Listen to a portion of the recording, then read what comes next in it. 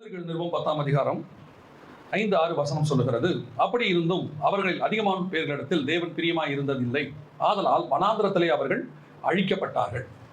இஸ்ரவேல் ஜனங்கள் இங்கிருந்து புறப்பட்டு எகிப்துக்கு போகிறார்கள். போகிற வழியிலே சில காரியங்கள் நடக்கிறது. இந்த சம்பவங்கள் ஏன் வேதாகமத்தில் இருக்கு அப்படின்னா, 6வது வசனத்துல பவுல் எழுதுறாரு, அவர்கள் இச்சித்தது போல் நாமும் இச்சித்து பொல்லாத முறைகளை இச்சியாதபடிக்கு இவைகள் நமக்கு திருஷ்டாங்கங்களாக இருக்கிறது. அதாவது திருஷ்டாங்கம் அப்படின்னா அடையாளமாக இருக்கு. ஏன் அதெல்லாம் நமக்கு எழுதி கொடுத்துருக்கிறாரு, அப்படி வச்சிருக்கிறாரு அப்படின்னா, நாமும் ஒரு பிரயாணம் பண்ணுகிறோம். எங்கிருந்து பிரயாணம் பண்றோம்?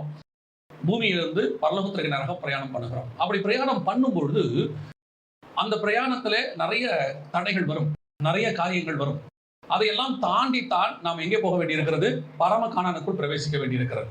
அப்படி பரம கானானுக்குள் பிரவேசிக்க வேண்டும் என்று விரும்புகிறவர்கள் இந்த பிரயாணத்தை தொடங்கி இருக்கிறோம். அதாவது நம்மளை உலகத்துல இருந்து கர்த்தர் வேறு பிரிச்சுட்டார், எகிப்துல இருந்து கொண்டு வந்துட்டார். இப்ப நம்ம எல்லாருமே இஸ்ரவேல் சபையார் மாதிரி ஒரே சபையாக இருக்கிறோம்.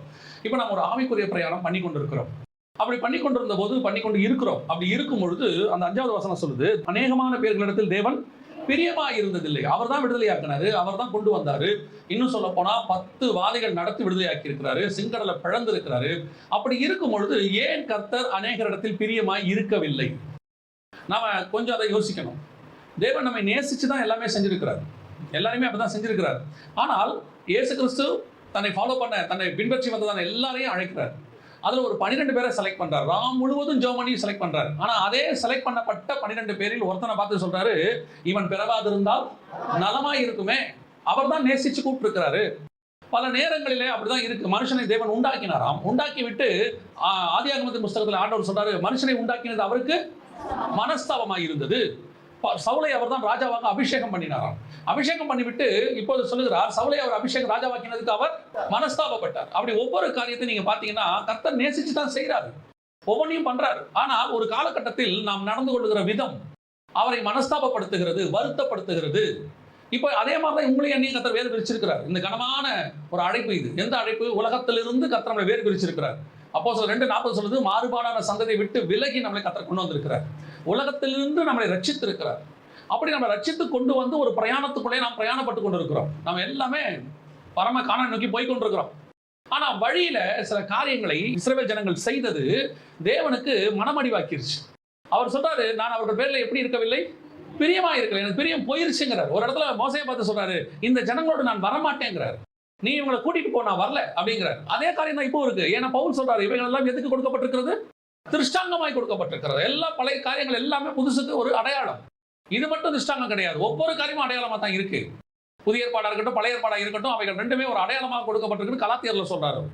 அது மாத்திரம் கொலோசியருக்கு எழுதும்போது சொல்றாரு, ஓய்வு நாட்களையும் பண்டிகை நாட்களை குறித்து அற்பமாய் எண்ணாதிருங்கள், அவைகள் வருங்காரியங்களுக்கு நிழலாக இருக்கிறது.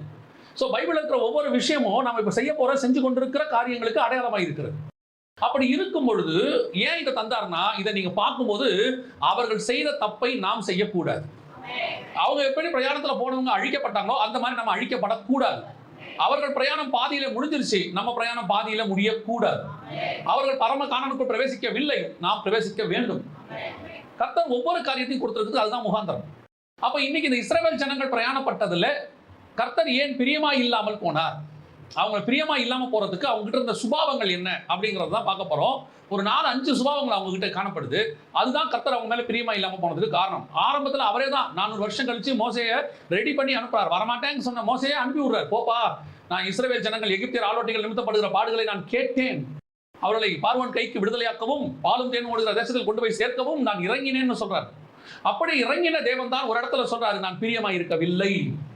நம்மையும் அப்படியே அழைத்த ஆண்டவர், ஊழியத்துக்கு அழைத்த ஆண்டவர், ஆவிக்குரிய வாழ்க்கைக்கு அழைத்த ஆண்டவர், இந்த பரிசுத்தமான வாழ்க்கைக்கு அழைத்த ஆண்டவர் ஒரு இடத்துல சொல்றாரு, இவர்கள் மேல் நான் என்னவா இருக்க மாட்டேன்? பிரியமா இருக்க மாட்டேன். நம்மளை பார்த்து அந்த வார்த்தை ஆண்டவர் சொல்லக்கூடாது. சவுலை ராஜாவாக அபிஷேகம் பண்ணது மாதிரி நம்மளையும் ஊழியக்காரன் அபிஷேகம் பண்ணார் ஒரு சிலரை. அவர்களை பார்த்து கர்த்தர் அந்த வார்த்தையை சொல்லக்கூடாது. அதே தான் இப்ப நான் சொல்ல போறோம். சில காரியங்களை நான் பார்க்க போகிறோம். முதலாவது, தேவன் அவர்கள் மேல் பிரியமா இல்லாமல் போனதற்கு என்ன காரணம்? வாசிங்க, 6-7 வாசிங்க போ. அவர்கள் இச்சித்தது போல நாமும் பொல்லாங்கானவைகளை இச்சியாதபடிக்கு இவைகள் நமக்கு திருஷ்டாந்தங்கள் ஆயிருக்கிறது. ஜனங்கள் புசிக்கவும் குடிக்கவும் உட்கார்ந்து விளையாட எழுந்திருந்தார்கள் என்று எழுதியிருக்கிறபடி அவர்களில் சிலர் விக்கிரக ஆராதனைக்காரர் ஆனது போல நீங்களும் ஆகாதிருங்கள். முதலாவது, கர்த்தர் அருவருக்கிறதான காரியம் அவங்க கிட்ட கர்த்தர் பிரியமா இல்லாம போனதுக்கு என்ன காரணம் அப்படின்னு கேட்டீங்கன்னா, வசனம் சொல்லுது, 7வது வசனம், ஜனங்கள் புசிக்கவும் குடிக்கவும் உட்கார்ந்து விளையாட எழுந்திருத்தார்கள் என்று வேதம் சொல்லுது. இது எங்க இருக்கு? இந்த சம்பவம் எங்க நடக்குது அப்படின்னு பாத்தீங்கன்னா 32ஆம் அதிகாரம் யாத்ராகமத்தின் புஸ்தகம் 4வது வசனத்தை வாசிங்க. யாத்ராகமம் 32:4 வாசிங்க.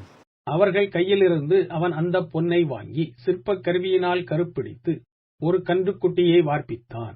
அப்பொழுது அவர்கள், இஸ்ரவேலரே, உங்களை எகிப்து தேசத்திலிருந்து அழைத்துக் கொண்டு வந்த உங்கள் தெய்வங்கள் இவைகளே என்றார்கள்.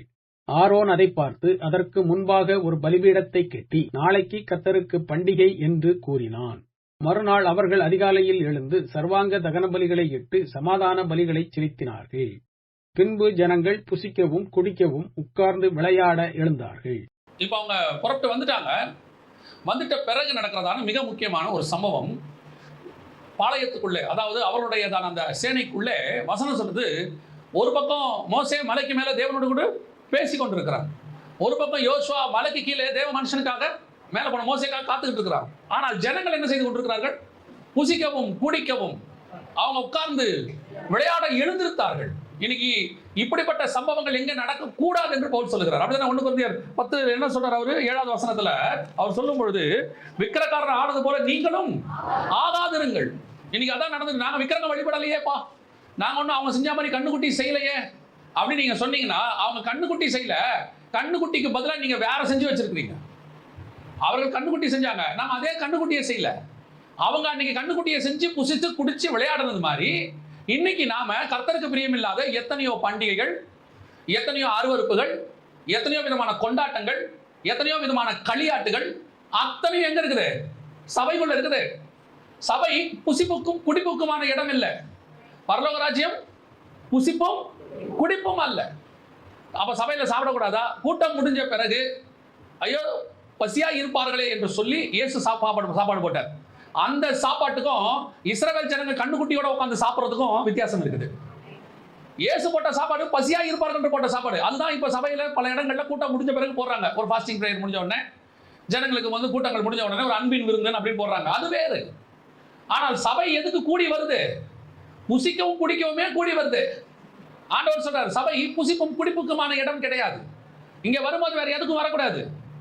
இது வேற எதுக்கான களியாட்டத்துக்கான இடம் கிடையாது. எப்போ விளையாட்டு சர்ச்சுக்குள்ள வந்துருச்சோ அப்ப ஆவியானவர் சபையை விட்டு வெளியே போயிடுவார். ஆவியானவருக்கும் விளையாட்டத்துக்கும் சம்பந்தமே கிடையாது. This is not the place of entertainment. இது களியாட்டம் பண்ணுகிற இடம், பொழுதுபோக்குகிற இடம் கிடையாது. அதான் பைபிள்ல சொல்லுது, அப்படிப்பட்டவர்களை கர்த்தர் அழித்து போட்டார். அவர்கள் பிரயாணம் பூரணப்படவில்லை. அது நீங்க யோசிச்சு பாருங்க. இயேசுநாதர் கூட உட்கார ஆரம்பிச்சா மோசே 40 நாள் உட்கார்றாரு மலைக்கு மேல. ஆண்டவர் வனாந்தரத்துல 40 நாள் உட்கார்றாரு. தானியேல் 21 நாள் உட்கார்றாரு. எல்லாம் தெரியும். ஆனா இங்க 2 மணி நேரம் உட்கார முடியாது. கேட்டா என்ன சொன்னாங்க? 2 மணி நேரம் உட்கார்ந்தா சைக்காலஜிக்கலி நம்மளால உட்கார்ந்து 40 நிமிஷம் செய்தி கூட கேட்க முடியாது. அதனால கொஞ்சம் என்டர்டைன்மெண்டா நடத்தணும் சர்ச்சை. ஆவியானவர் நடத்தினா என்டர்டைன்மெண்ட் தேவையே கிடையாது. ஆவியானவர் சபையை நன்றாய் நடத்துவதற்கு வல்லமை உள்ளவராக இருக்கிறார். இங்கே புசிக்கவும் குடிக்கவும் விளையாடுவதற்கான இடம் சபை கிடையாது. சபை கர்த்தரை உண்மையாய் ஆராதிக்கிற இடம், ஆவியோடும் உண்மையோடும் ஆராதிக்கிற இடம், கர்த்தருடைய வசனத்தை கேட்கிற இடம், பரலோகத்திற்கு பிரயாணப்படுவதற்கு உங்களுக்கு சொல்லிக் கொடுக்கிற இடம். அதுக்கு தான் நான் சர்ச்சுக்கு வந்திருக்கிறேன். அந்த எண்ணத்தோட வரணும். இங்க நான் போனா எனக்கு பரலோகத்துக்கு போகிறதுக்கான வழி சொல்லிக் கொடுக்க முடியும். எந்த நேரத்தில் ஆவியானவர் என்கிட்ட பேசுவார்னு நம்ம என்ன பண்ணிட்டு இருக்கணும்? கவனிச்சு கேட்டுட்டு இருக்கணும். சபை என்பது புசிப்பும் குடிப்பும் அல்ல. புசித்து குடித்து விளையாடுகிற இடமாய் உங்கள் சபை இருக்குமானால் பாளையத்துக்குள் கர்த்தருடைய வாதை வரும். சபை எப்படிப்பட்ட இடமா இருக்கணும் தெரியுமா? கர்த்தருடைய சத்தத்தை கேட்கிற இடமாக இருக்கணும். மலை மேல உட்கார்ந்து கர்த்தருடைய சத்தத்தை கேட்கணும். அதுக்கு தான் சபை. நீங்க அதுக்கு தான் சர்ச்சுக்கு வந்திருக்கிறீங்க. நீங்க விருப்பமே அப்படிதான் இருக்கணும். பாருங்க, ஒருத்தன் மலைக்கு மேல உட்காந்துருக்கான், ஒருத்தன் மலைக்கு கீழே உட்காந்துருக்கான். இன்னைக்கு அப்படிதான் ஒரு கூட்டம் உட்காந்துருக்கு. எல்லாம் கல்யாணம் பண்ணிட்டு இருக்கு. யாரோ ஒருத்தர் முழங்கால் போட்டு ஜோமெண்ட் உட்காந்துருப்பாங்க. கவனிச்சுக்கொள்ளுங்க, சபை அப்படிப்பட்ட இடம் அல்ல. சபை புசிக்கவும் பிடிக்கிறதுக்கான இடம் இல்லை, தேவனை ஆராதிக்கிறதுக்கான இடம். 2வது, அவர்கள் என்ன செய்தார்கள் என்று பவுல் சொல்றார் பாருங்க, வாசிங்க 8வது வசனம். அவர்களில் சிலர் வேசித்தனம் பண்ணி ஒரே நாளில் 23,000 பேர் விழுந்து போனார்கள். அதுபோல என்ன வேசித்தனம் பண்ணாங்க? சபைக்குள்ள 23,000 பேர் விழுந்து போனாங்க. இது நம்ம எங்க நடக்குது? என்னாகமத்தின் புஸ்தகம் 25ஆம் அதிகாரம் 1வது வசனம் வாசி. மோவாபிய குமாரத்திகளோடு வேசித்தனம் பண்ண தொடங்கினார்கள். இது 2வது. சபைக்குள்ள இருக்கக்கூடியதான மிக முக்கியமான அருவருப்பு என்ன அப்படின்னு கேட்டீங்கன்னா, சபை புறஜாதியாரோடு கலவுதல், சபை உலகத்தோடு கூட கலவுதல். சபை என்பது என்ன அப்படின்னு கேட்டீங்கன்னா, இது உலகத்திலிருந்து வேறு விரிக்கப்பட்ட கூட்டம். நான் சொல்றது கட்டடத்தை அல்ல, உங்களையும் என்னையும் கர்த்தர் இந்த உலகத்திலிருந்து பரலோகத்துக்காக வேறு விரிச்சிருக்கிறார். இந்த ராக்கெட்டுக்கெல்லாம் போறாங்க பார்த்தீங்களா, இப்போ கூட சந்திராயன் 3 விட்டாங்க பார்த்துருக்கீங்களா? அப்படி இந்த சந்திராயன் 3, 2 விடும்போது நீங்க நல்லா கவனிச்சு பாருங்க. அப்படி போகிற ஜனங்க இருக்காங்களா, அது உள்ள இருக்கிறவங்க, அவங்க நீங்க நினைக்கிற மாதிரி நைட்டு வீட்டில் சாப்பிட்டு காலங்காத்தால எனக்கு ராக்கெட் போகுது, நான் காலையில் போறமான மனைவி பிள்ளைகள்லாம் டாட்டா காட்டிட்டுலாம் போக மாட்டாங்க. அவங்க அதுக்கு முன்னாடியே 6 மாசத்துக்கு முன்னாடியிலிருந்து அவர்கள் என்ன ஆயிடுவாங்க, தனியா பிரிச்சுருவாங்க. வேறு பிரிச்சு அவங்களுக்கு தனியே பிராக்டிஸ் இருக்கும். அதுக்குலாம் எத்தனையோ வருஷம் பிராக்டிஸ். எதுக்குன்னா, இங்கிருந்து அங்க போனா புவியீர்ப்பு சக்தி இருக்காது, இங்கிருந்து அங்க போனா இந்த ஆக்சிஜன் அங்க கிடைக்காது, அதுக்கேற்ற மாதிரி பாடி நீங்க அப்படியே மிதந்துட்டு இருக்கிற மாதிரியே இருக்கும். அதுக்கெல்லாம் உங்க உடம்ப அவங்க ரெடி பண்ணுவாங்க. எல்லாத்தையும் ரெடி பண்ணி அங்க இருக்கக்கூடிய அந்த அட்மாஸ்பியர்ல, அதாவது நீங்க அந்த ஸ்பேஸ்ல இருக்கக்கூடிய நிலைக்கு நீங்கள் வாழ்வதற்கு உங்களை இங்க என்ன பண்ணுவாங்க, அதை உங்க குடும்பத்தை விட்டு வேறு பிரிச்சு உங்களுக்கு அதுக்கேற்ற சாப்பாடு, அங்க இருக்கிற சாப்பாடே வேற, அவங்களோட சாப்பாடு மெத்தட் வேற, அங்க இருக்கக்கூடிய எல்லா விஷயமும் வேற. அப்ப என்ன பண்ணுவாங்கன்னா, உங்களை முதல்ல என்ன பண்ணிடுறாங்க, வேறு பிரிச்சுருவாங்க. பிரிச்சு அந்த வானத்துல வாழ்வதற்கு தேவையான எல்லா பிராக்டிஸையும் கொடுப்பாங்க. இங்கேயே மிதந்துகிட்டு இருக்கிறதுக்கு சொல்லி கொடுப்பாங்க. இங்கேயே அதுக்கான இதெல்லாம் இருக்கு. சுத்தி கட்டி ஒரு காத்து மாதிரி அடிச்சு அப்படியே மேல மிதந்துட்டே இருக்கிற மாதிரி உங்களுக்கு சொல்லி கொடுப்பாங்க. பயங்கர கடினம். அவ்வளோ பிராக்டிஸ் எடுத்தாதான் 6 மாசமோ 1 வருஷமோ நீங்க போய் என்ன பண்ண முடியும், அங்க இருக்க முடியும். அதை விட மேலானது, நீங்களும் நானும் பரலோகத்துல ஆவியிலே தேவனோடு கூட நித்தியமாய் வாழ போகிறோம். அந்த வாழ்க்கை வாழ்வதற்கு கர்த்தர் உங்களை செலக்ட் பண்ணியிருக்கிறாரு. அதுவே முக்கியம். ஃபர்ஸ்ட் எல்லாரையும் வானத்துக்கு போறதுக்கு செலக்ட் பண்ண மாட்டாங்க, ஸ்பேஸுக்கு போறதுக்கு. அதுக்குன்னு படிப்பு இருக்குது, அதுக்குன்னு செலக்ஷன் இருக்குது, அதுக்குன்னு சில கிரைட்டீரியா இருக்குது, அவங்கள தான் கூட்டு போவாங்க. அதே மாதிரி பரலோகம் நம்மளை செலக்ட் பண்ணியிருக்குது பரலோகத்துக்கு போறதுக்கு. தேவன் எவர்களை முன்னறிந்தாரோ அவர்களை அழைத்திருக்கிறார். நம்மளை அழைச்சு ஆண்டவர் ரெடி பண்ணிட்டு இருக்கிறார் சபைக்குள்ள வச்சு. இப்ப எப்படி அவங்க இந்த ஸ்பேஸ் ஷட்டல்ல போறதுக்கு மேல போறதுக்கு ஒரு 6 மாசம் 1 வருஷம் பிராக்டிஸ் எடுத்தாங்களோ, அது மாதிரி இப்ப சபைக்குள்ள வச்சு உங்களை ஆவிக்குரிய வாழ்க்கை எதுக்கு கொடுக்குறாரு, பரலோகத்தில் நித்தியமா வாழ்றதுக்கு கொடுக்குறாரு. அப்படி இருக்கிற காலத்தில் உங்களுக்கும் உலகத்துக்கும் என்ன இருக்கக்கூடாது, கனெக்ஷன் இருக்கக்கூடாது. அப்படின்னா என்ன அர்த்தம், நான் மனைவி பிள்ளைகளை பார்க்க கூடாதா, நான் சாப்பிடக்கூடாதா? இல்ல ஸ்பிரிச்சுவலி சொல்றேன், ஆவிக்குரிய விதத்துல சொல்றேன். நீங்க சாப்பிட்ற சாப்பாடு இங்கதான், ஏன்னா அங்க போகும்போது வேற. அதுக்கு ஏற்ற மாதிரி நம்மளை இச்சை அடக்கத்தோடு கூட ஓட வைக்கிறதுக்கான எல்லா வேலையும் செஞ்சுட்டு இருக்கிறாரு. அப்போ இந்த சபையானது உலகத்தோடு கூட என்ன செய்யக்கூடாது, கலக்கக்கூடாது. மோவாபிய ஸ்திரீகள் வழியில வருவாங்க, அவங்க அப்படியே உங்களை மோசம் போக்குவாங்க, அவர்கள் உங்களை தேவனுடைய பிரயாணத்திலிருந்து இழுப்பாங்க. பாருங்க, நோவா காலத்துல ஒரு பெரிய ப்ராப்ளம். என்ன ப்ராப்ளம் தெரியுமா? நோவா காலத்துல உள்ள மிக முக்கியமான பாவங்களாக ஆண்டவர் சொல்றாரு. மத்திய 24, 37, 38ல ஆண்டவர் சில காரியங்களை சொல்றாரு. அதுல என்ன சொல்றாரு பாருங்க, நோவாவின் காலத்தில் எப்படி நடந்ததோ அப்படியே மனுஷகுமாரன் வரும் காலத்திலும் நடக்கும். அது என்னென்ன காரியங்கள் சொல்றாரு, எப்படி சொல்றாரு? புசித்தும் குடித்தும் பெண் கொண்டும் பெண் எடுத்தும். இந்த புசித்து குடித்து உங்களுக்கு தெரியும், பெருந்திண்டி லூக்கா 21ல இருக்குது. புசித்து என்பதற்கு பெருந்திண்டின்னு இருக்கு, குடித்து என்பதற்கு குடி வெறி அப்படின்னு இருக்கு. அதே நேரத்தில் பெண் கொண்டும் பெண் எடுத்தும் அப்படின்னா என்ன அர்த்தம் அப்படின்னு கேட்டீங்கன்னா, நீங்க ஆதியாகமத்தின் புஸ்தகத்தை நீங்க வாசிச்சு பாருங்க. அங்கே ஆண்டவர் சில காரியங்களை சொல்லுகிறார். அங்கே சொல்லும் பொழுது பெண் கொண்டும் பெண் எடுத்தும் அப்படிங்கிறதுக்கான 6ஆம் அதிகாரத்துல கர்த்தர் கொடுக்கிறதான விளக்கம் 2வது வசனம், தேவகுமாரர் மனுஷகுமாரத்திகளை அதிக சௌந்தரியம் உள்ளவர் என்று கண்டு அவர்களுக்குள்ளே தங்களை பெண்களை தெரிந்து கொண்டார்கள். அப்படின்னா என்ன அர்த்தம்? தேவபுத்திரர்னா தேவனை தொழுது கொள்ளுகிற ஜனங்கள், மனுஷகுமாரத்திகள்னா அவிசுவாசிகள், தேவனை தொழுது கொள்ளாத ஜனங்கள். விசுவாசிக்கும் அவிசுவாசிக்கும் நடுவுல என்ன பண்ணக்கூடாது, கலக்கக்கூடாது, பெண் கொள்ளக்கூடாது. இன்னைக்கு சபை எந்த நிலையில போயிட்டு இருக்குது? நீங்க உலகத்துல போகும்போது அவிசுவாசிகளோட தான் வாழ வேண்டும், அதை யாரும் இந்த குற்றமா சொல்லல. ஆனால் அவிசுவாசிகிட்ட இருந்து நீங்கள் எதையும் கற்றுக்கொள்ளக்கூடாது. வாசிங்க எரேமியா 10:2 வாசிங்க. புறஜாதிகளுடைய மார்க்கத்தை கற்றுக்கொள்ளாதிருங்கள். ரொம்ப தெளிவா டைரக்டா அவனுடைய வழியை, மார்க்கம்னா வழி, புறஜாதிகளுடைய வழியை என்ன செய்யாதீங்க, கத்துக்கொள்ளாதீங்க. அவன் உலகத்துல முன்னேறதுக்கு என்ன பண்றானோ அதை தான் நானும் பண்ணணும். உலகத்துல அவன் வாழ்றதுக்கு என்ன பண்ணணும் அதான் நானும் பண்ணணும். உலகத்துல சந்தோஷமா இருக்கிறதுக்கு அவன் என்ன பண்றானோ அதை தான் நானும் பண்ணணும். அவன் 100 வயசு வரைக்கும் வாழ்றதுக்கு என்ன பண்றானோ அதை தான் நானும் பண்ணணும். இல்ல, புறஜாதிகளுடைய வழியை கற்றுக்கொள்ளாதிருங்கள். உங்களுக்கும் எனக்கும் கர்த்தர் ஒரு வழி வச்சிருக்கிறார். அந்த வழிதான் இயேசு கிறிஸ்து. அவர் அதை எல்லாத்தையும் பைபிள்ல சொல்லி கொடுத்திருக்கிறார். அப்ப நாம உலகத்தோட என்ன செய்யக்கூடாது, போய் கலக்கக்கூடாது. அதை விட டைரக்டாவே நான் சொல்றேன், விசுவாசி அவிசுவாசியை திருமணம் செய்யக்கூடாது. அவ்வளவுதான். ஏன்னா பைபிள் அப்படிதான் சொல்லுது, விசுவாசிக்கும் அவிசுவாசிக்கும் சம்பந்தம் ஏது. இங்க யாரும் கேஸ்ட பத்தி பேசல. சபைக்குள்ள என்ன கிடையாது, கேஸ்ட் கிடையாது. ஆனா பிலிவர் நான் பிலிவர் உண்டு. தேவனை அறிந்தவர்களுக்கும் தேவனை அறியாதவர்களுக்கும் வித்தியாசம் உண்டு. பாவம் மன்னிக்கப்பட்டவனுக்கும் பாவம் மன்னிக்கப்படாதவனுக்கும் வித்தியாசம் உண்டு. பாவம் மன்னிக்கப்பட்டவர்களுக்குள்ள எந்த வித்தியாசமும் கிடையாது. நாம் எல்லாம் ஒரே ரத்தத்தால் கழுவப்பட்டோம், ஒரே மாம்சத்தை புசிக்கிறோம், ஒரே தேவனை ஆராதிக்கிறோம், ஒரே இடத்துக்கு போக போகிறோம். சபைன்றது நான் டினாமினேஷனை பத்தியோ யாரை பத்தியோ சொல்லல. சபை என்பது தேவனுடைய ரத்தத்தால் சம்பாதிக்கப்பட்டது. அதுக்கு என்று ஒரு ஒழுங்குமுறை இருக்கிறது. அந்த ஒழுங்குமுறையை கர்த்தர் நிர்ணயம் பண்ணி இருக்கிறார். அதை மாடிஃபை பண்ணவோ அப்கிரேட் பண்ணவோ எந்த ஊழியக்காரனுக்கும் அதிகாரம் இல்லை. புரியுதுங்களா?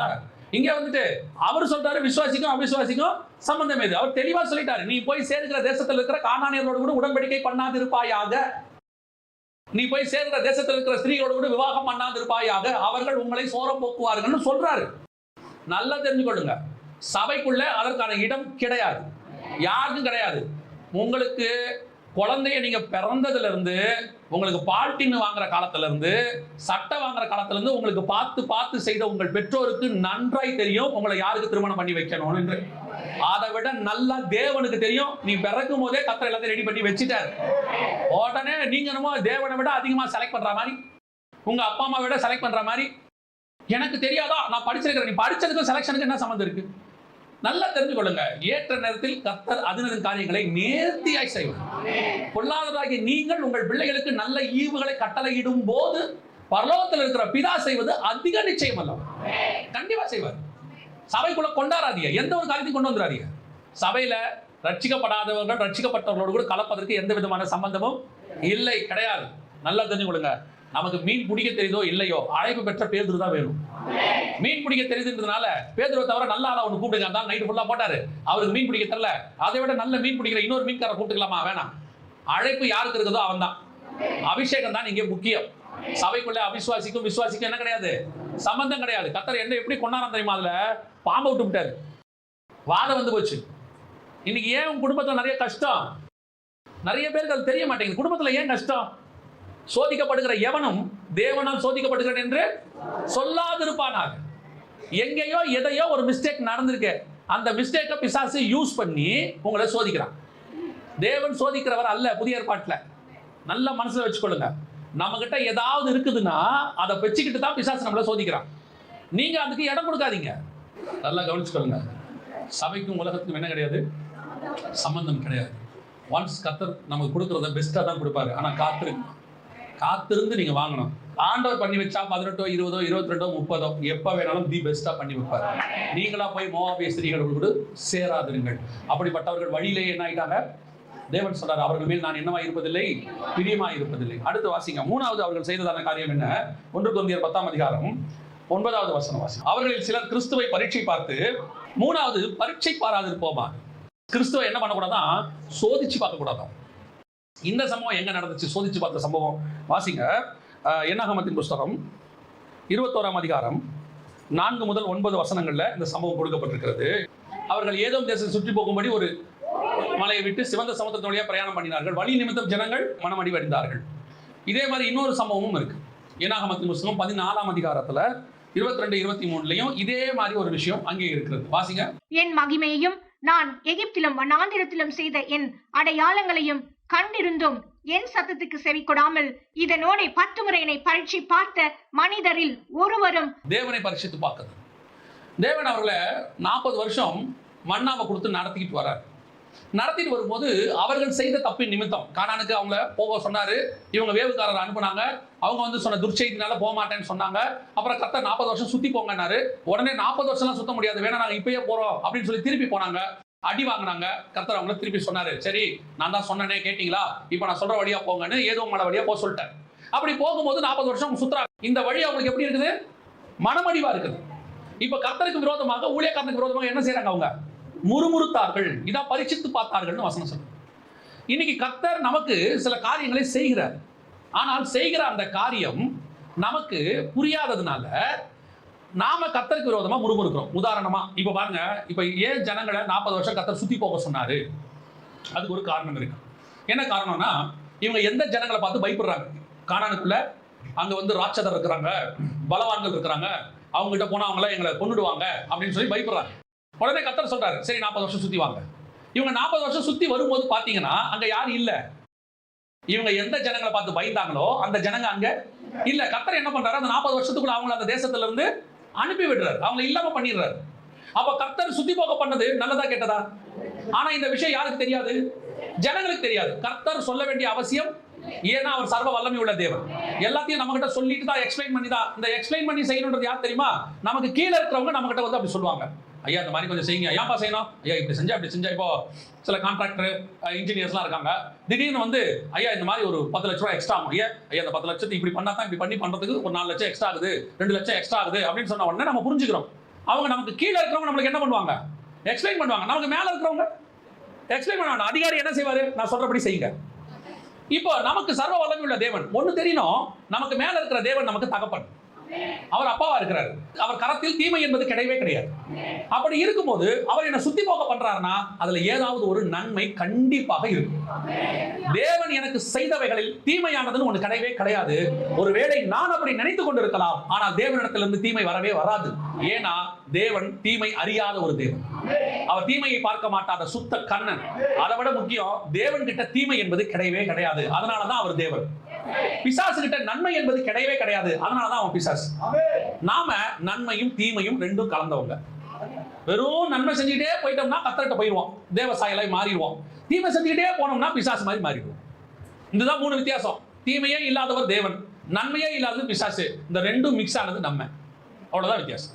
அப்ப தேவன் எனக்கு ஒண்ணு சொல்றாருன்னா அதுக்கு பின்னாடி ஏதாவது ஒரு நன்மை இருக்கும். அந்த நன்மையை நமக்கு எக்ஸ்பிளைன் பண்ணணுன்ற அவசியம் அவருக்கு இல்ல.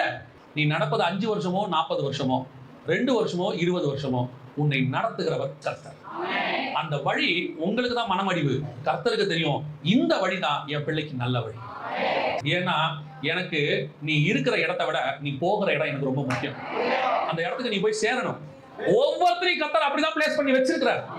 யார் எங்க இருக்கணும்ன்றது கர்த்தருக்கு தெரியும். பல நேரங்களில் நமக்கு என்ன தோணுது, லண்டன் பார்க்கறதுக்கு நல்லா இருக்கு, கிளைமேட் நல்லா இருக்கு, நல்ல சம்பளம், செட் ஆயிருச்சு, சூப்பரா இருக்கு. ஆனா ஆண்டவர் சொல்றாரு, நீ இந்தியாவுக்கு போ. வந்து இந்தியாவில் இறங்கினா முதல் 11 மாசம் ஊழியமே இல்லை. என்னை ஏன் கொண்டு வந்து இங்க விட்டீங்க? நான் நல்லா தானே சம்பாதிச்சிட்டு இருந்தேன், காசு இருக்காது கையில. ஒரு நாள் எனக்கு லிட்டரா ஞாபகம் இருக்கு, என் பர்ஸ்ல வெறும் 10 ரூபாய் தான் இருக்கு, வெறும் 10 ரூபாய். நான் போறேன், டீ கடையில் டீ குடிக்கணும்னு தோணுது, பர்ஸை திறந்து பார்க்குறேன் 10 ரூபாய் இருக்கு. என்ன தோணுது, இப்போ 10 ரூபாய்க்கு டீ குடிச்சிட்டோம்னா அடுத்து என்ன இருக்காது, கையில காசு இருக்காது. சரி இருக்கட்டும், டீ குடிக்காம அப்படியே வண்டி எடுத்துட்டு வந்துட்டேன். ஏன் என்ன பிடிச்ச இந்த இடத்துல விட்டீங்க ஆண்டவரே? எதுக்காக என்ன கொண்டு வந்தீங்க? நம்ம கதற வரைக்கும் அமைதியா இருப்பார். அவருக்கு தெரியும், ஏன்னா அவருக்கு தெரியும் நம்மள என்ன பண்ண போறாருன்னு நல்லா தெரியும். நான் சொல்லுவேன், இன்னைக்கு ஒவ்வொரு நாளும் கர்த்தரை நான் சோத்திரம் பண்ணுகிறேன். நல்ல வேளை நான் லண்டன்ல இல்ல, கர்த்தரை என்னை கொண்டு வந்து இங்க ஊழியத்துல வச்சாரு. இந்த ஊழியத்துல கர்த்தர் ஆசீர்வாதம். பல நேரத்துல கர்த்தர் ஏன் என் வழியை மனமடி உண்டாக்குகிற வழியாக நடத்துகிறார் என்பதற்கு கர்த்தரிடத்துல ஒரு திட்டம் உண்டு. அந்த வழி உன்னை மனமடிவாக்கும், ஒரு நாள் உன்னை கொன்று போடாது. அந்த வழியிலே கர்த்தர் கொடுக்கிற உணவு, கர்த்தர் கொடுக்கிற தண்ணி, கர்த்தர் கொடுக்கிற அற்புதம் எல்லாம் வரும். ஆனா நான் நினைச்ச மாதிரி அது இருக்காது. அவ்வளவுதான். நாம ஒரு பிளான், நம்ம ஒரு டிசைன், நமக்கு ஒரு கனவு. சில நேரங்களில நாம் எதை விரும்பவில்லையோ, ஆண்டவருக்கு நீ விரும்பாததை செய்யணும்னு அர்த்தம் இல்ல. அவர் என்ன உங்களுக்கு செய்யறாரோ அது உங்களுக்கு பிடிக்கல முன்னாடி, அதான் விஷயமே. அவர் ஒரு சித்தம் வச்சிருக்காருல்ல, அதை நம்ம மாம்சத்துக்கு பிடிக்காது. ஏன்னா ஆவியின் வழி, அந்த வழிதான் கர்த்தருடைய திட்டம். நாம என்ன நினைச்சுக்கிறோம்னா, நான் எது வேணானோ அதை தான் கர்த்தர் தராரு. கர்த்தர் என்னமோ இன்னைக்கு டிசைன் பண்ணிலாம் தரல, நீங்க தாயின் கருவில உருவாகும் போதே அதை ரெடி பண்ணிட்டாரு. நம்ம எப்படி இருக்கமோ அதுக்கு அப்படியே ஒன்று ஆப்போசிட்டா கர்த்தர் கொடுத்துட்டு உனக்கு ஏற்ற துணையை உண்டாக்குவேன் பாரு. இல்ல அது இது வந்து நம்ம என்ன நினைச்சுக்கிறோம், ஏன் ஆண்டவர் எனக்கு இப்படி கொடுத்தாரு? இல்ல இல்ல, அவர் கொடுத்ததுக்கு ஆப்போசிட்டா நம்ம இருந்திருக்கிறோம். அவர் நமக்கு ஒன்று கொடுக்க போறாருல, அதுக்கு ஆப்போசிட்டா நம்ம வாழ்ந்துருக்கிறோம். கர்த்தர் சொல்றாரு, இப்பதான் நீ கரெக்டா வாழ போற, உன்னை சரி பண்றேன்ற ஆண்டவர். பல நேரங்களிலே கர்த்தர் நமக்கு நியமித்ததை நமக்கு வேணும்ட்டே ஆப்போசிட்டா கர்த்தர் நியமிக்கல. கர்த்தர் நியமித்ததுக்கு ஆப்போசிட்டா நாம செயல்பட்டுக்கிறோம். இப்பதான் சரி ஆக்குறோம். ஆண்டவர் வழியை சில நேரங்களிலே கடினமாய் நடத்துகிறார், சுத்தி வர பண்றார். நமக்கு பிரியமில்லாதது போல அது தோன்றும். ஆனா ஒண்ணு மட்டும் நிச்சயம், அது என்னை கொண்டு போய் கானானிலே சேர்த்துவிடும். நீங்க நடுவுல முறுமுறுக்க மட்டும் செஞ்சுறாரு. அவங்க ஜனங்கள் தேவனை பார்த்து என்ன பண்ணாங்களா? முறுமுறுத்து பரிச்சித்து பார்த்தார்கள். ஏன் ஆண்டவரை இப்படி, எனக்கு ஏன் இப்படி? மோசேக்கு விரோதமா முறுமுறுத்தார்கள். வசனம் சொல்லுது. நான் உங்களுக்கு சொல்றேன், சில பிரச்சனைகள் வரும்போது கர்த்தரையோ ஊழியக்காரனையோ என்ன பண்ணாதீங்க, சாடிடாதீங்க. இந்த சர்ச்சைக்கு வந்ததுல இருந்து சிலர்லாம் சொல்றாங்க, இந்த சர்ச்சைக்கு வந்ததுல இருந்து பிரச்சனை அப்படி நினைச்சுக்கிறாங்க. நான் சொல்லுவேன், நான் சபைக்கு வந்த நாளிலிருந்து கர்த்தர் என்னை ஆசீர்வதிக்க தொடங்கினார். ஸ்பிரிச்சுவலி உலக பிரகாரமாக பிரச்சனை எல்லாருக்கும் இருக்கு. அமெரிக்க ஜனாதிபதியில இருந்து அத்தனை பேருக்கு இருக்கு, மிகப்பெரிய கோடீஸ்வரர்ல இருந்து எல்லாருக்கும் இருக்கு. ஆனால் சபைக்குள்ள இருக்கிறவனுக்கு அதுக்கான வழி இருக்கிறது. அது தப்பிக்கிறதுக்கு கர்த்தர் வழியை சொல்லி கொடுக்குறாரு. அதுதான் நான் சொல்லுவேன். அதனால ஒண்ணு மட்டும், கர்த்தருக்கு விரோதமாகவோ ஊழியத்துக்கு விரோதமாகவோ முறுமுறுத்துறாதீங்க. அதனாலதான் இப்படி இதனால எதுனாலையும் கிடையாது. உங்களுக்கு வந்தது தீங்கு அல்ல, உங்களுக்கு வந்தது கொஞ்சம் சுத்தி போக பண்ணியிருக்கிறார் கர்த்தர். அதை நன்மையாய் முடிய பண்ணுவதற்கு கர்த்தர் வல்லமை உள்ளவராக இருக்கிறார். ஒரு நாள் கர்த்தரை பார்த்து என்ன செஞ்சிடாதீங்க, எனக்கே ஆண்டவர் இப்படி இது ஏன் எனக்கு கொடுத்தீங்க, நான் எதிர்பார்த்ததுக்கு ஆப்போசிட்டா இருக்குதே, அதில் கர்த்தர் கொடுக்கறதுக்கு நீ ஆப்போசிட்டாக இருந்தாய், இன்னைக்கு கர்த்தர் அதுக்கு நேராக உன்னை மாற்றி கொண்டிருக்கிறார். அல்லேலூயா. கடைசி அவங்க என்ன சொன்னாங்க பாருங்க, 10வது வசனம். அவர்களில் சிலர் முறுமுறுத்து சங்காரக்காரனாலே அழிக்கப்பட்டார்கள், அதுபோல நீங்களும் முறுமுறுக்காதிருங்கள். கடைசி வரைக்கும் கர்த்தருக்கு விரோதமா என்ன செய்யாதீங்க, முறுமுறுக்க மட்டும் செஞ்சிடாதீங்க. இது கர்த்தருக்கு அருவருப்பானது. ஆண்டவர் இதெல்லாம் எதுக்கு கொடுத்து வச்சிருக்காரு? அடுத்த வசனம் திருப்பி அதை கன்ஃபார்ம் பண்றாரு பாருங்க. அடுத்த வசனம், உலகத்தின் முடிவு காலத்தில் உள்ள நமக்கோ எச்சரிப்பு உண்டாகும்படி இது எழுதப்பட்டும். அப்போ இதெல்லாம் பர்டிகுலரா யாருக்கு தான் எழுதியிருக்கிறாரு? முடிவு காலத்துல இருக்கிற நமக்காக அவர் எழுதியிருக்கிறார். இந்த பிரயாணத்துல இருக்கிற நீங்க நானும் முடிவு காலத்துல இருக்கிறவங்க கிட்ட வந்துட்டோம், கானானுக்குள்ள பிரவேசிக்கிற பரலோகத்துக்கு கிட்ட வந்துட்டோம். இது வரைக்கும் நாம கொஞ்சம் கொஞ்சமா பிரயாணத்தை தாண்டி இருக்கிறோம். ஒருவேளை நடுவில் நீங்கள் தேவனை பரிசித்து பார்த்திருக்கலாம், நடுவில் தேவனை முறுமுறுத்திருக்கலாம். சில நேரங்களிலே நீங்கள் போய் மோவாபிய ஸ்திரீகளோடு கூட, புறஜாதியரோடு கூட, அவிசுவாசியோடு கூட பிணைக்கப்பட்டு உள்ளே வந்திருக்கலாம். அதனால சில பிரச்சனைகளை நீங்கள் சந்தித்திருக்கலாம். சில நேரத்தில் கர்த்தருக்கு பிரியமில்லாதபடி நீங்கள் இங்கே புசித்து குடித்து விளையாடி இருக்கலாம். கர்த்தர் இப்பொழுது பாளையத்தை சுத்தமாக்க விரும்புகிறார். நடந்தது நடந்து போச்சு, இது வரைக்கும் முடிஞ்சது இருக்கட்டும். இப்பவும் சொல்றேன், finished is finished. ஆனால் கர்த்தர் மீண்டும் நம்மை சரி பண்ண வல்லமை உள்ளவராக. தேவன் நம்மை சரி பண்ணுவதற்கு வல்லவர். நம்ம ஆண்டவர்கிட்ட வந்து ஒரே ஒரு சுபாவம் உண்டுங்க, நீங்க தெரிஞ்சு பாவம் செஞ்சீங்கன்னா அதுக்கு கண்டிப்பா என்ன உண்டு, அதுக்கு ஒரு தண்டனை உண்டு. ஒருவேளை நீங்க தெரியாம செஞ்சுட்டீங்க, நீங்க திருப்பி ஆண்டவர்கிட்ட வர்றீங்க, ஆண்டவர் அதை மன்னிக்க வல்லமை உள்ளவராக இருக்கிறார். என்ன கொஞ்சம் வழியை சுத்தி விடுவாரு, ஆனா உன் ட்ராக்கை திருப்பி கொண்டு வந்து கரெக்டா நிறுத்திடுவார். உன் ஓட்டத்தை முடிச்சிருவாரு. அவர் முடிக்கிறது தான் கர்த்தருடைய திட்டம். நடுவில் இருக்கு நீ கொஞ்சம் அப்படி இப்படி. எனக்கு ஒரு மனுஷனை தெரியும், அவர் நீதிமான். அவரெல்லாம் குற்றம் சொல்ற அளவுக்கு உலகத்துல எந்த மனுஷனுக்கும் அதிகாரம் கிடையாது. எனக்கு தெரிஞ்சு நான் கூட இருந்து பார்த்திருக்கேன் 20 வருஷம். அவர் வாயிலிருந்து ஒரு கெட்ட வார்த்தை வந்தது கிடையாது. ஒரு மனுஷனை வந்து கண்டு கொண்டு பேச மாட்டாரு. ஒருத்தன் கெட்டு போகணும்னு நினைக்கவே மாட்டாரு. சபைக்கு ஒழுங்கா வருவார். தசமம் காணிக்கையில இருந்து எல்லாமே கரெக்டா செய்வார். நான் அவர் கூடவே இருந்து நான் பார்த்திருக்கேன். திடீரென்று ஒரு நாள் அவங்க நண்பர்கள், பழைய நண்பர்கள், நான் பிலீவர்ஸ் கொஞ்சம் பேரோட போய் இது சேர்ந்தார், பிசினஸ் ஒன்றுக்கு சேர்ந்தார். இதான் மோவாபிய ஸ்திரீ. கல்யாணம் பண்றது மட்டும் இல்ல, பிசினஸா இருக்கட்டும் எதுவா இருக்கட்டும், யாரோட கூட்டு கிடையாது, அவிசுவாசியோட கூட்டு கிடையாது. அவிசுவாசிக்கிட்ட ஆலோசனை வாங்கலாம், நீங்க அவனுக்கு ஆலோசனை கொடுக்கலாம், நண்பர்களா இருக்கலாம், எல்லாம் செய்யலாம். ஆனா உங்க ஆசீர்வாதம் உங்களுக்கு தான். அதை கர்த்தர் எப்பவும் அதை தான் விரும்புவார். ஆசீர்வதிக்கிறதை விட உங்களுக்கு தான் கொடுக்க விரும்புகிறார். நம்ம என்ன பண்றோம் தெரியுமா? இந்த மனுஷன் என்ன பண்ணிட்டாரு, நான் பிலீவர்ஸ் போய் ஒரு 4 பேரோட சேர்ந்துட்டார். சேர்ந்த உடனே அவருக்கு இவரை முன்னிறுத்தி அவங்க எல்லாம், ஏன்னா இவர் நல்லவர்ன்றதுனால எல்லா இடத்துலயும் இருக்கிற நல்ல பேரை யூஸ் பண்ணி அவங்க நிறைய கடன் வாங்கி எல்லாம் சேர்ந்து ஒரு இந்த பிசினஸ் பண்ணாங்க, ஃபினான்ஸ் பிசினஸ், வட்டிக்கு விடுறது. அப்ப நான் அவரை விட ரொம்ப சின்னவன், நான் அதே மாதிரி அவருடைய மனைவி, அவங்க ஆண்டி, அவங்க கூப்பிட்டு சொல்றோம், வேணாம், வட்டிக்கு விடுறது தப்பு, இது நம்ம செய்யக்கூடாது. அவர் நண்பர்கள் பேச்சை கேட்டு, அப்படி என்ன பைபிள்ல வந்து அநியாய வட்டின்னு தான் போட்டிருக்கு, நியாய வட்டி இருக்கு, அப்படி இப்படின்லாம் பேசிட்டார். நடந்துச்சு, எல்லாம் முடிந்தது. ஒரு நாள் ஆண்டவர் நியாயம் தீர்க்க தொடங்கினார். ஏன்னா அவருக்கு முடிவு காலம் வந்துருச்சு, அவர் கர்த்தருடைய ராஜ்யத்துக்கு போற நேரம் வந்துருச்சு. அதுக்கு முன்னாடி கர்த்தர் அவரை சரி பண்ண தொடங்கினார். ஒரு நாள் திடீரென்று நல்லா பைக்ல போயிட்டு இருந்தவர் கீழே விழுந்து கால் உடஞ்சிச்சு. கால் உடஞ்ச உடனே அவருக்கு என்ன பண்ணாங்க, ஆபரேஷனை மாத்தி பண்ணிவிட்டாங்க. திருப்பி அதை சரி பண்ணாங்க. நண்பர்கள் எல்லாம் அகைன்ஸ்ட் ஆனாங்க. எல்லாம் போய் கடைசியாக அவர் சொத்தெல்லாம் வித்து கடன் அடைக்கிற நிலைமை வந்துச்சு. அவர் சொத்தெல்லாம் வித்தாங்க, வித்து கடன் அடைச்சாங்க. கடைசியா அந்த மனுஷன் நீதிமான், அவர் நீதிமானாக மரிப்பதற்கு கர்த்தர் அவருக்கு சில காரியங்களை அனுமதி கொடுத்தார். எல்லாத்தையும் அனுபவிச்சாரு, கஷ்டப்பட்டாரு. ஆனா ஒண்ணு மட்டும் நிச்சயம், தேவன் அவரை பரதீசிக்குள் எடுத்துக்கொண்டார். அவர் பண்ண சில தப்புகள், அதை சரி பண்றதுக்கு கர்த்தர் ரெடி பண்ணி அவரை பரதீசிக்கு எடுத்துக்கிட்டார். அதே மாதிரி தான் கர்த்தர் சில நேரத்தில் நீங்க பண்ண தப்பை சரி பண்றதுக்கு உங்களை மனமடிவாக்கி இருக்கிறார். கொஞ்சம் உங்களை சுத்தி போக பண்றாரு, சில நஷ்டங்களை கொடுக்கிறாரு, சில ஆளை விட்டு பிரிக்கிறாரு, சில காரியங்களை உங்கள் வாழ்க்கையில அனுமதிக்கிறார், விபத்துகளையோ அனுமதிக்கிறார். காரணம் என்ன தெரியுமா? உன்னை சரி பண்ணுவதற்கு. வழி கொஞ்சம் மனமடிவாகிறதுக்கு காரணம் அதான். நம்மளை அறியாமலேயே நான் பிலீவர்ஸோட சேர்ந்து சில காரியங்கள் பண்ணிடுவோம். நம்மளை அறியாமலேயே சில தப்புகள், நம்ம நீதிமான் தான், சர்ச்சைக்கு வருவோம், எல்லாம் செய்வோம், நமக்கு தெரியாது. சில நேரத்தில் போய் செஞ்சிருவோம். கர்த்தர் விட்டு கொடுக்க மாட்டார் உன்னை, ஆனால் உன்னை சரி பண்ணி தான் எடுப்பார். அப்படியே பரலோகத்துக்கு கூட்டு போக முடியாது. நீ நீதிமானாக இருந்தாலும் சரி கட்டுதல் உண்டு.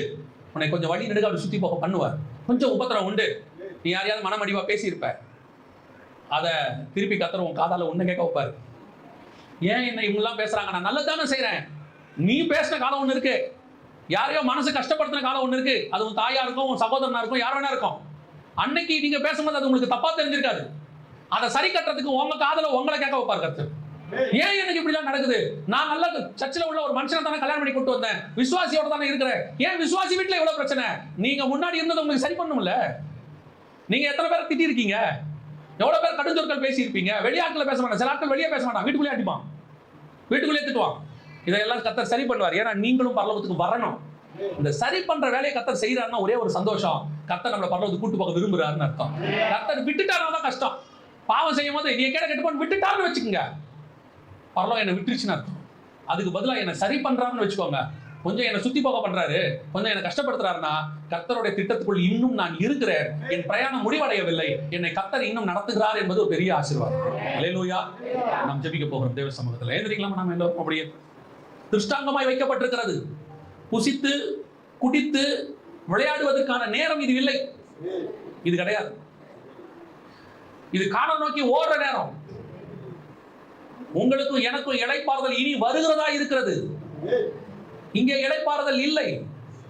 இது ஓட்டம் ஓடுற இடம். ரன்னிங் ரேஸ் ஓடுறவன் ஓடும் போது ரெஸ்ட் எடுக்கவே மாட்டான், ஓடி முடிச்சுட்டு தான் ரெஸ்ட் எடுப்பான். நீங்க நானும் ஓடிக்கொண்டிருக்கிறோம், நடுவில் ரெஸ்ட்டுக்கு வேலை கிடையாது. இன்னும் ஓடுவோம்.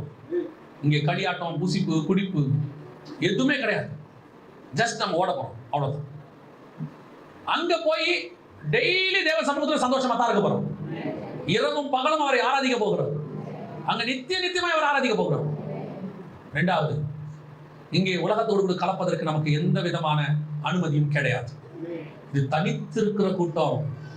பைபிள் சொல்லுது இது தனித்து வாசம் பண்ணுகிற கூட்டம். இன்னொரு இடத்துல எஸ்தர் புத்தகம் சொல்லுது இது விகற்பமான வழிமுறைகளை கொண்டிருக்கிற கூட்டம். இதுக்கு உலகத்துக்கும் சம்பந்தம் ஏது?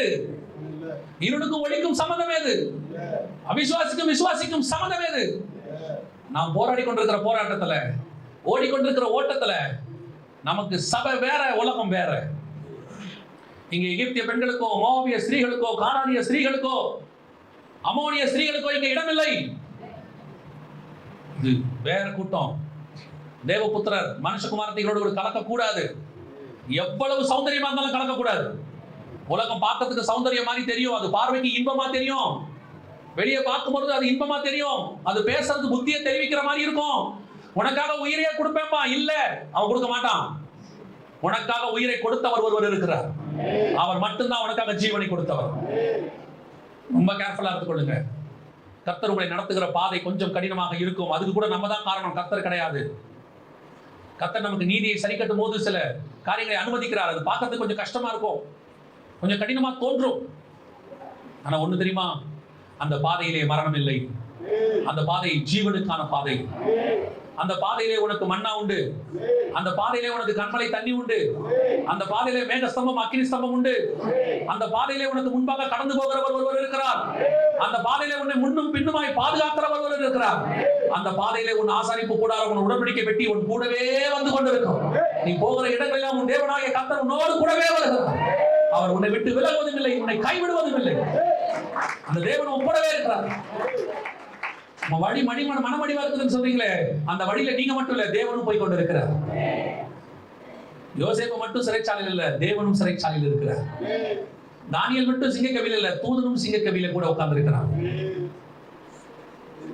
தேவனாகிய கர்த்தர் கூடவே இருக்கிறார். ஒரு நாளும் தேவனை பார்த்து முறுமுறுக்காதீங்க. இதுவரைக்கும் கர்த்தர் கொடுத்ததே பெரிய ஆசீர்வாதம், பெரிய ஆசீர்வாதம்.